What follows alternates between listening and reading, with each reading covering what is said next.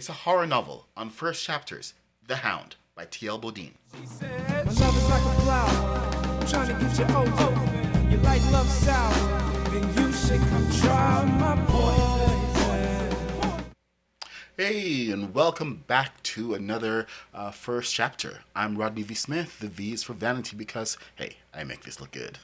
I'm a Wattpad author and star and also a winner of a Wattie Award in 2018 for my book, The Canefield Killer, which is available on Wattpad, so, go ahead and check it out. Now, of course, lots of my friends happen to be authors, and since I like to talk about what my friends are doing, I've decided one of the best ways to do that will be to read the first chapter of some of their books. Just reading the synopsis isn't enough, but with the first chapter, it tells you a lot about if you like a book. You get an idea of what each of these books is about, and the work, it speaks for itself. This is usually my first time or second time reading, but this time I'm doing it live and on camera, so it's just a little bit different than reading by yourself. I try to make no edits. You get all the mistakes and just the first chapter. Now, tonight's book is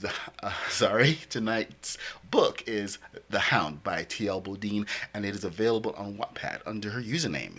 She's a horror writer, and she's pretty damn good. So, as always, the links are in the description. Okay? Are you ready? Let's check it out. Nat Loman has finally married the love of her life, Liz, and is getting used to her role as stepmother to Liz's 5-year-old son, Liam.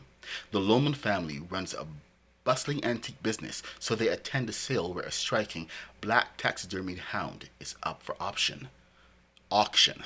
Liz picks it up for the business, but it ends up being stored in their home, where Nat notices strange things occurring. She quickly discovers the past residents had died violently. When she hears from a friend about the myth of the devil's dog, a hound that perches in the shadows, tearing families apart from the inside. Soon, people around the Lomans are dying, and Liz is changing. Darkening. It's up to Nat to save the woman she loves from the darkness closing in, and to save Liam from danger, no matter what she has to sacrifice. This was a winner of the 2018 Wattie's Award in the Hidden Gems category. Let's get into that first chapter. Chapter 1, Car Ride. By rights, the late spring morning should have been warm but breezy. A day of golden light and the faint scent of flowers and freshly cut grass in the air. But by 10, the sun was already fat and blazing.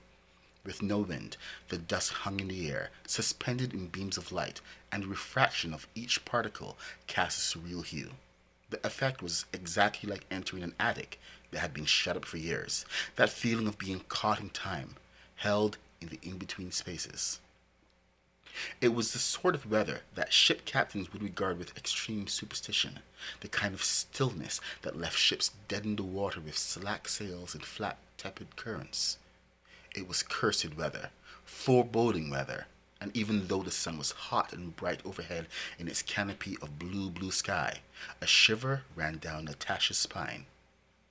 She reached to fiddle with the knob of the van's air conditioner. A blast of hot air, like warm breath, exhaled from the vent. She turned the knob back down and shifted her weight against the door, acutely aware of the way sweat pooled at the small of her back, the dampness of her jeans as the seams climbed uncomfortably up her inner thigh. She did not mention that the van was overdue for maintenance, that the AC system had been out of coolant for weeks now. Not now, not when the atmosphere was already so tense, when the nerves were raw and exposed from so many small irritations. She stayed quiet, a small concession toward keeping the peace. Keeping the peace was a thing that Nat Drangle, now Nat Loman, had grown quite good at since marrying Liz. "Honey, you're dripping," Liz said. Her eyes flicked from the rearview mirror, glancing up at her son, before glancing back at the road. "Eat your popsicle or throw it out." "I don't want it." In the back seat, Liam was staring out the passenger window, a popsicle clenched in his fist. It had begun to melt in the heat. Beads of sugary purple runoff rolling slowly down the popsicle surface and over the back of his hand, threatening to drip onto the seat. He was wearing an adult-sized baseball cap, a gift from his father, and it hung low around his ears and shaded his eyes so that only his nose and mouth were visible. His mouth was fixed in a scowl. Either eat it or throw it out, Liz repeated, not looking up now. She was using a tone of finality, a tone that suggested she was already well beyond bargaining. It's grape! Grape is gross! They had been on the road for nearly an hour, stopping once for gas at the now contentious popsicle. Before, when Nat had lived on her own, an hour of driving had been nothing. But that was when she could climb into the car and drive alone. The windows down and the air fluttering through her short, dark hair. It was when she could invite the night in through the open windows and drive toward her destination. Maybe smoking a cigarette, maybe turning the music up loud. That was before restless children, before the business, before Liz. Just throw it out the window if you don't want it. You're dripping all over the seat. You said not to litter. Oh, for God's sake, just throw it outside. Traffic slowed to a sudden stop, and Nat extended a hand to reflexively brace herself against the dashboard as the glow of brake lights grew closer. The van decelerated quickly, jolting to a stop behind a battered tan pickup.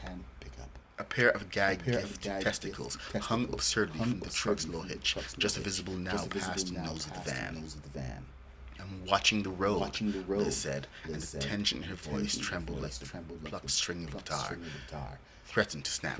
Let me drive. "I didn't say anything," Nat murmured, and then grimaced. Traffic cleared ahead of them, and Liz stepped too harshly on the accelerator. The van thrust forward with a lurch.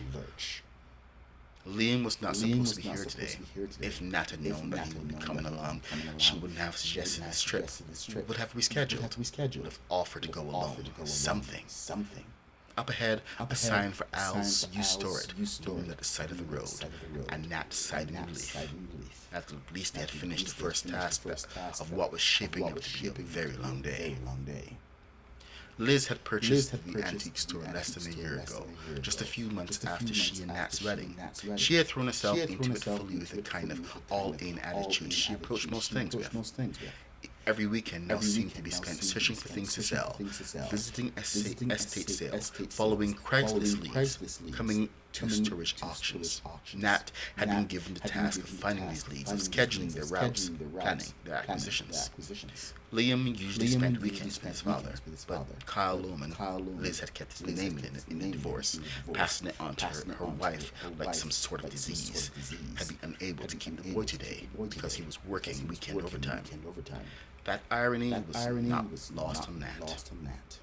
"Well, we're here," Liz declared, pulling up into the parking lot. There were a handful of cars already, including the B-testicle pickup. They piled out, the two of them, Liz circling the car to open the back door from the outside and work out the seatbelt. "You have popsicle all over everything." Liam slithered from his booster seat and onto the dusty parking lot, his overly large baseball cap pulled down low around his ears. Liz caught him by the shoulder, held him in place before he could stray far. Liz's eyes lifted to Nat's, plaintive. "He's filthy. Can you take him to the front office to find a bathroom? I want to get set up here." Natasha nodded, holding out a hand for Liam. He evaded her, ignoring the outstretched hand, and leaned into his mother's side, casting her a suspicious, slightly hostile look from beneath the wide bill of the baseball cap. Nat sighed, reached out, grasped his hand firmly, and gave it a light tug. And the boy followed her without complaint, meek as a lamb, like a prisoner, resigned to death.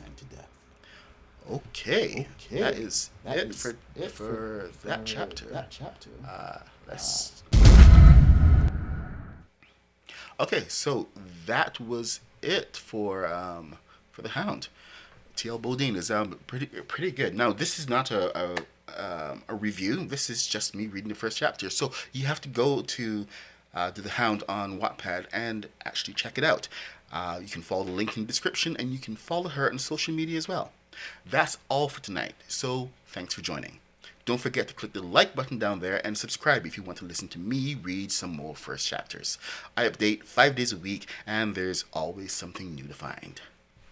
Happy reading.